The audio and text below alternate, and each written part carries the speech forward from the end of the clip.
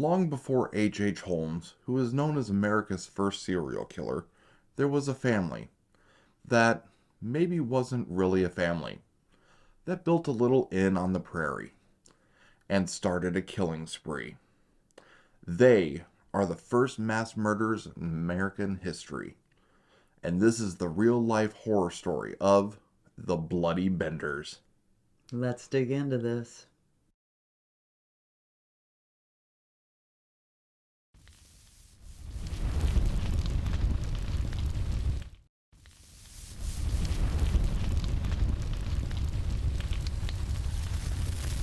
In October of 1870, John Bender and John Bender Jr. arrived in Kansas with 4 other spiritualist families looking for property to homestead. They registered a claim on 160 acres of land next to the Great Osage Trail, which was the main roadway west and would later be absorbed into the Santa Fe Trail. The town of Cherryvale was established less than 10 miles from the Bender home a few months later. The 2 men dug a well, built a small one-room cabin, a barn, and a corral. Acres of crops and an orchard were planted too. John Bender Sr. was known as Pa. He was around 60 years old and didn't talk much.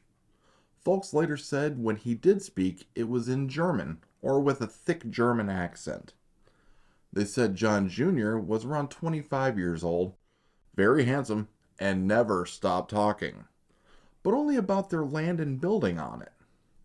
Never anything really personal. He also laughed strangely at inappropriate times, and folks thought maybe he wasn't very smart.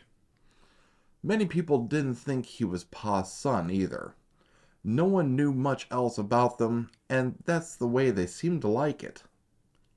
In 1871, Pa's wife Elvira, known as Ma Bender, and their daughter Kate arrived.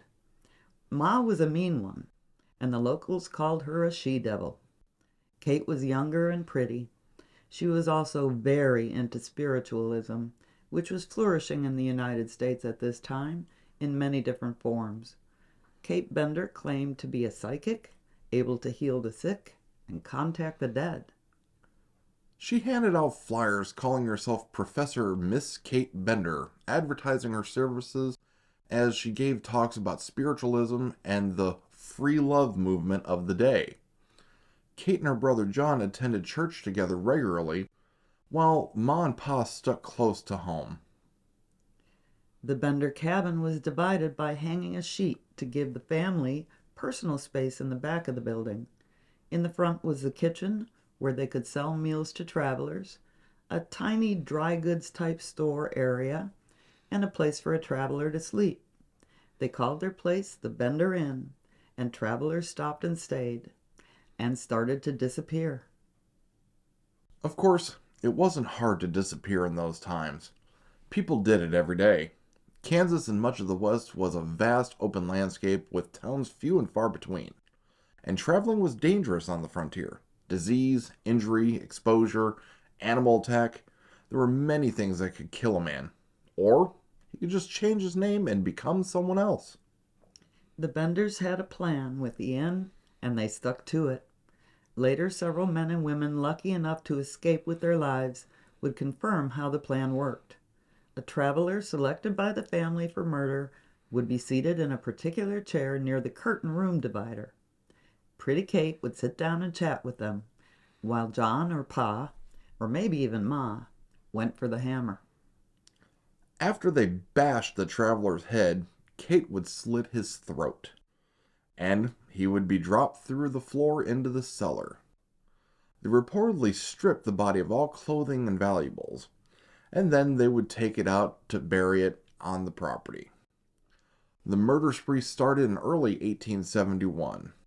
Despite an oddly high number of bodies being found in the area, no one suspected the Benders until 2 years later. In March of 1873, Dr. William York had gone looking for George Launcher and his young daughter, who had gone missing a short time earlier. Dr. York rode a beautiful horse and had a pocket full of money when he left on his mission. When he didn't return as expected, his brother went looking for him. His brother was Colonel Alexander York, a powerful and well-connected man. In April of 1873, Colonel York knocked on the door of the Bender Inn looking for his brother. Some reports say he had several men with him. The Benders were not helpful, and quite odd as well. Ma pretended not to understand English, while Kate offered to hold a seance to find the man. But York wasn't interested.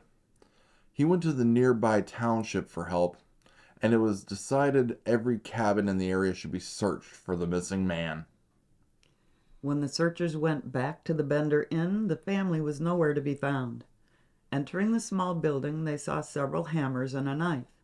Almost everything else was gone. They pulled back the curtain separating the room and found a trap door in the floor.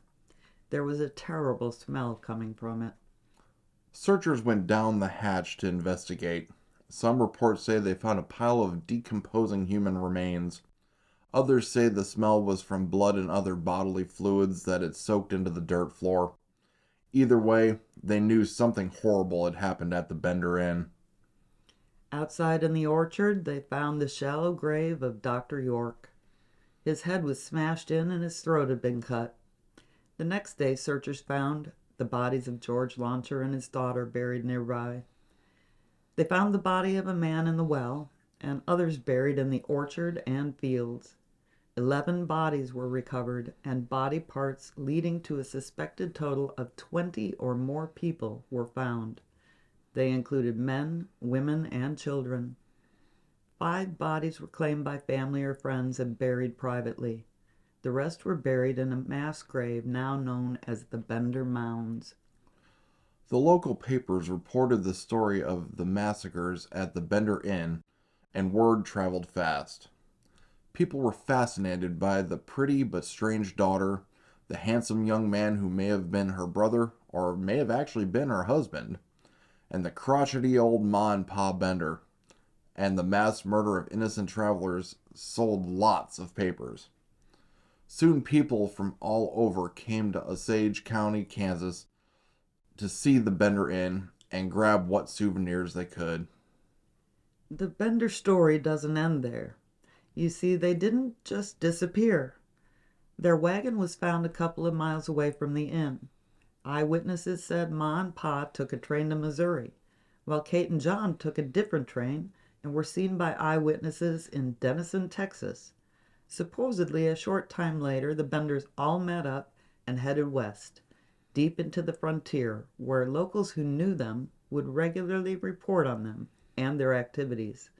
This is hard to believe, as there was supposedly a reward for them worth $3,000, well over $50,000 today.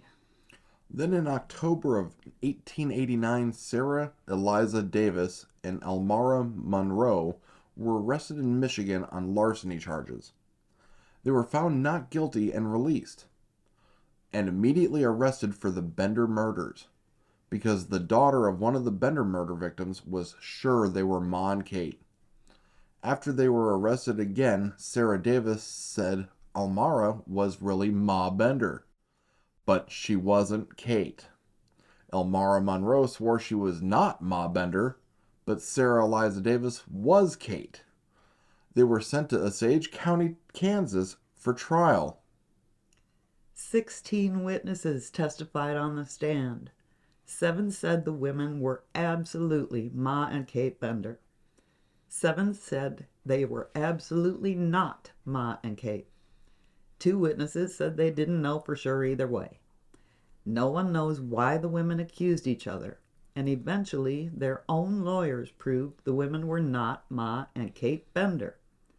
Fortunate for them, they might have been charged with at least 11 murders. The ultimate fate of the Benders isn't known. Stories circulated every once a blue moon that they had been spotted, or that a relative of one of the victims had taken revenge. Some reports even said Kate had been burned as a witch, but nothing could ever be proven. Many people believe John Bender Sr. was really a man named John Flickinger, who killed himself in Lake Michigan years later. Ma has been identified as Elmira Griffith and is suspected of killing several of her 12 husbands and possibly some of her 12 or more children. Kate was suspected to be Eliza Griffith, Elmira's daughter, and John Bender Jr. may have been a man named John Gebhardt. But then again, maybe not. Whoever they really were, the Bloody Benders got away with killing at least 20 people. A real-life horror story. Thanks for watching. Don't forget to like and subscribe. And we'll see you on the next one.